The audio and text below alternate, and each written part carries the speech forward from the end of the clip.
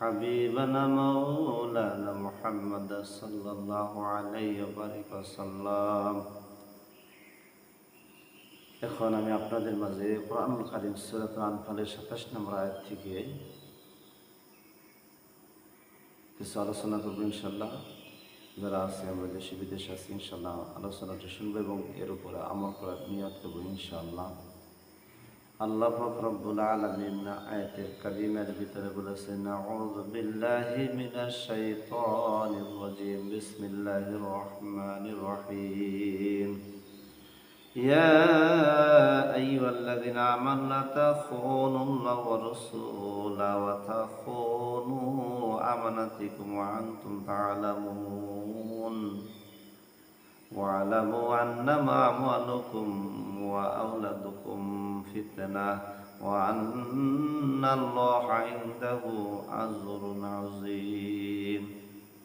আল্লাহ পাক রব্বুল আলামিন সূরা আনফালের ২৭ নম্বর আয়াতে বলেছে, ইয়া আইয়ুহাল্লাযীনা আমানু লা তাখুনুল্লাহা ওয়া রাসূলাহু ওয়া তাখুনু আমানাতিকুম ওয়া আনতুম তা'লামুন। আল্লাহ বলেছেন, হে ইমানদারগণ, এর শাব্দিক অর্থ হলো, শানে নুজুল হলো এই আয়াতের সূরা আনফালের ২৭ নম্বর। হে ইমানদারগণ, তোমরা আল্লাহ আল্লাহ রাসূলের সাথে কি আমানতের খেয়ানত করিও না এবং তোমরা পরস্পরের সাথে আমানতের খেয়ানত করিও না, তোমরা তা জানো। ওয়ান্তুম তা'লামুন, তোমরা তা জানো বা তোমরা বুঝো। তো এখানে আমানতের তাফসীরে খাজানের ভিতর আমানতের ৯টা বিষয় আছে। ১ নম্বর হইল কথা বলা হইল আমানত, ২ নম্বর সত্য কথা বলা আমানত, ৩ নম্বর স্বামী স্ত্রী আমানত, সম্পদের ব্যবহার আমানত, রাষ্ট্রের সম্পদের ব্যবহার আমানত,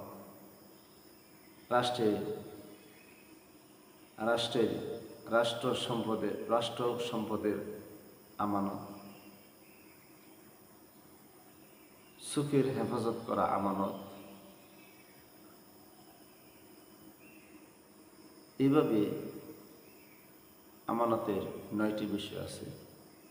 তো আজকে কথা বলবো, কথা বলার আমানতের উপরে কথা বলবো ইনশাল্লাহ।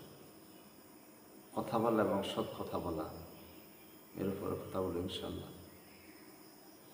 আল্লাহ পাক রব্বুল আলামিন সূরাতুন নাহলের ৯০ নম্বর আয়াতে কারিমার ভিতরে বলেছেন, এখানে আল্লাহ পাক রব্বুল আলামিন এই কোরআনুল কারিমের ভিতরে যতগুলো আয়াত আছে ৬৬৬ তো আয়াতের কারিমের ভিতরে এই আয়াতটি আমরা সর্বসময় জুমার নামাজের ভিতরে বা জুমার খুতবার ভিতরে আমরা সানি খুতবার এই শেষের এই আয়াতটা পড়ে থাকি প্রতি শুক্রবার জুমার মধ্যে।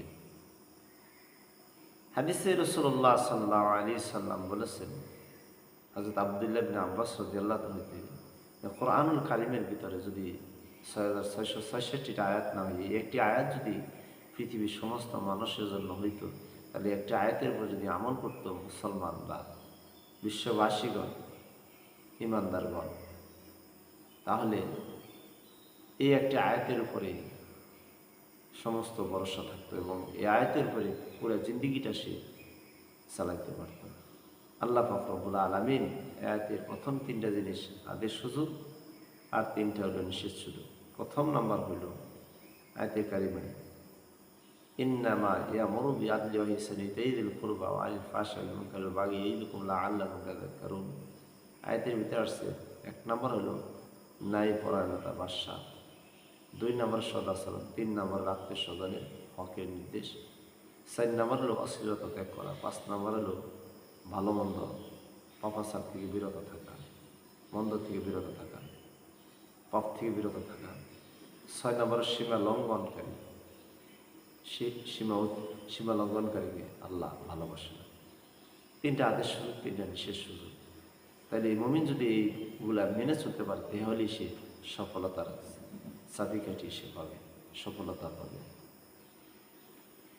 আল্লাহ পাক রব্বুল আলামিন বলেন, কোরআনুল কারীমের ভিতরে কথা বলা হইল আমানত।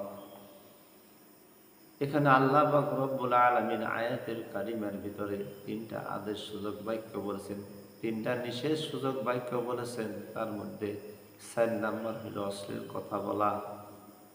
কোরআনুল কারিমের সূরা নাহলের ৯০ নম্বর আয়াতে অশ্লীল কথাবার্তা বলা।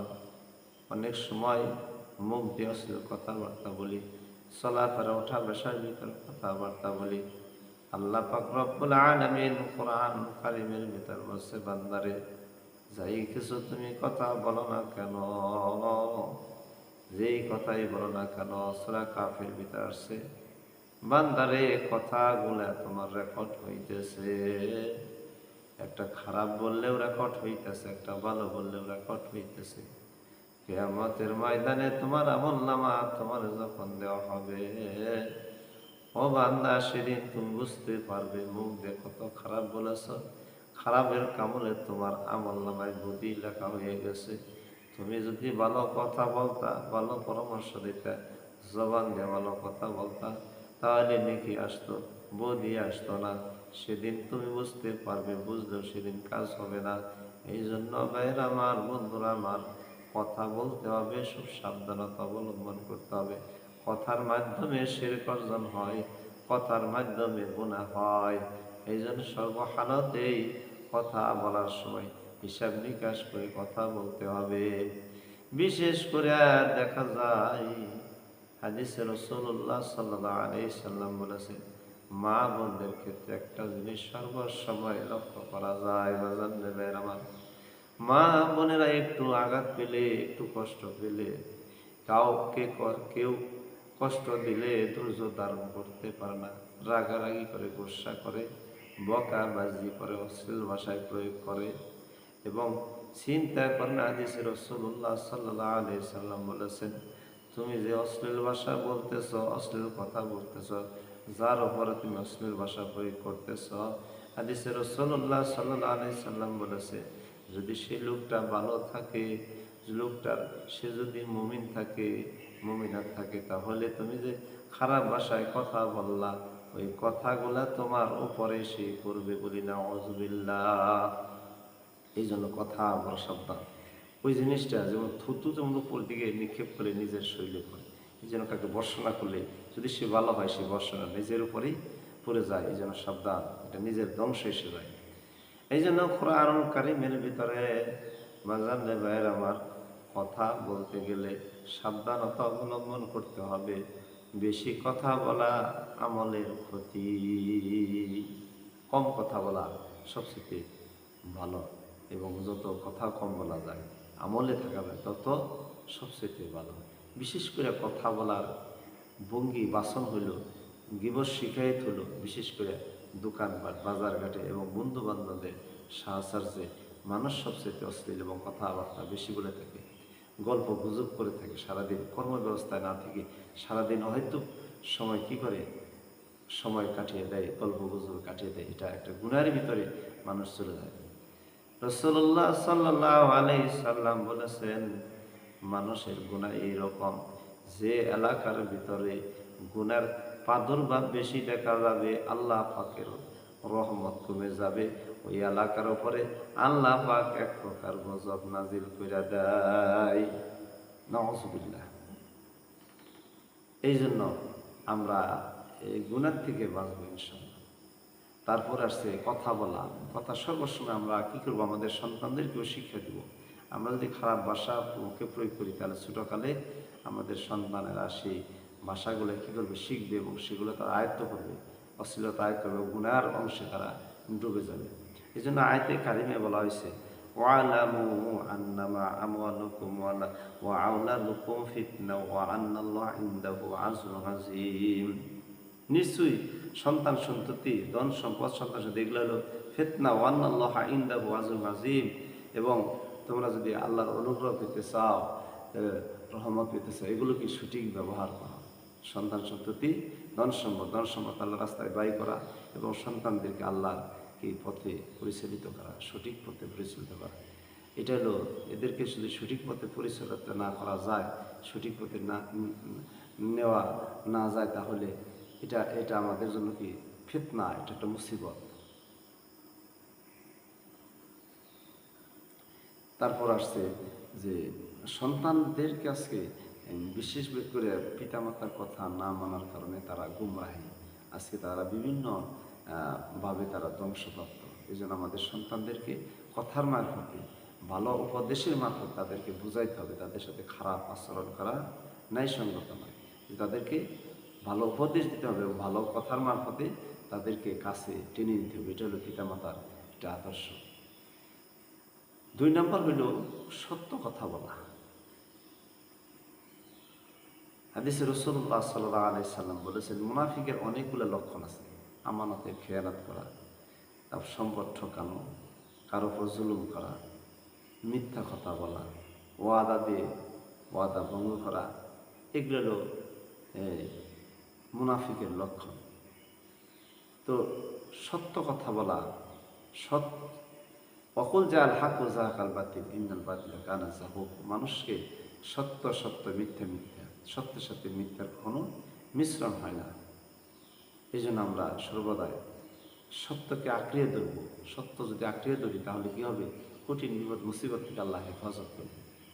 আর মিথ্যার সাথে চলতে চলতে গেলে, চলতে ফিরতে ফিরতে জবান দিয়ে সর্বসময় মিথ্যে আসবে। পাকিস্তানের একটা অংশ, পাকিস্তান ভারতের একটা অংশ, রাওয়ালপিন্ডি বলা হয়। বেশ কিছু বছর আগে একটা লোক পেঁয়াজের ব্যবসা করতেন। তো তিনি সর্বসময় প্রতিদিন ওই পেঁয়াজ মাপতেন। আর মাপার সময় যে এভাবে বলতেন 505, 505, 505। তো ওই লোকে যখন মৃত্যুর শয্যায় আসে, মৃত্যুর সময় আসে, তখন ওই লোকের পাশে যখন বসে লোকটাকে কালেমা তালকিন দিতে থাকে, তখন ওই লোকটার জবান থেকে বেরিয়ে আসে 505, 505। ওই যে ওই অবস্থায় তিনি সারাদিন যে মাপতেন, ওই মাপার জবানটা ওই অন্তরের ভিতরে তার এইরকম বদ্ধ হয়ে গেছে যে তার জবান থেকে কালেমা না বের হয়ে ওই 505 শব্দ বের হয়ে গেছে। কারণ হইল যে তার সাথে ওই জিনিসটা জবানের সাথে, অন্তরের সাথে, আত্মার সাথে এরকম সম্পর্ক হয়েছে যে ওইটাই জবানটা বের হইতেছে। ওই লোকটি যদি কালেমার তালকিন করতেন, সর্বসময় যদি উনি তসবিহ জপতেন এবং কালেমার তালকিন পড়তেন, কোরআনের তাসবিহ পড়তেন, কোরআনের আয়াত পড়তেন, কালেমা পড়তেন, সর্বসময় যদি পড়তেন, তাহলে ওই মৃত্যুর সময় যদি কালেমা নসিব হইতো, তো কালেমা নসিব হইলে ওই লোকের ভাগ্যকেই তো সৌভাগ্যবান হতো।